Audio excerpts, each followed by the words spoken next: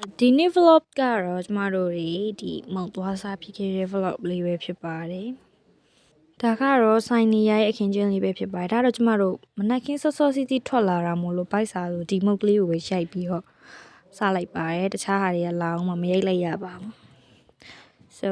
အရန်လာပါတယ်။တပုံရိုက်ဖို့ဆိုအရန်မိုက်ပါတယ်။ So let's eat ဟောဒါကတော့ကျမစားပြတော့မှာပဲဖြစ်ပါတယ်။အနောက်ကပါလာတဲ့ကလေးကကျမကိုကြည့်ပြီးရှိပါလိမ့်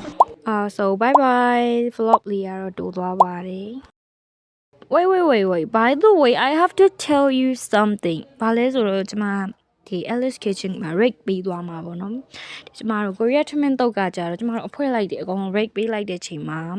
3ပေးပါတယ်30မှာ3ပေးပါတယ်ဘာလို့လဲဆိုကျမတို့တိတ်မကြိုက်ပါဘူး so sandwich ကတော့ကျမတို့တွေကြိုက်ပါတယ် so 30မှာဆိုလို့ရှိရင်တော့ကျမ6ပေးလိုက်ပါမယ် sandwich ပြီးတော့ကျမ sushi မှာကြတော့ကျမလုံးဝကြိုက်တယ်10ပေးပါတယ်10ပြီးတော့ဒီ bubble tea တို့တခြားငချိတ်ဖြော်ရည်တွေပါကျမတို့ရှိသေးတယ်ဒါတွေတော့ rating မပေးတော့ပါဘူးကောင်းပါတယ် so bye bye စားလို့ကောင်းပါကျမနောက်လည်းသွားစားဖို့ရှိပါတယ်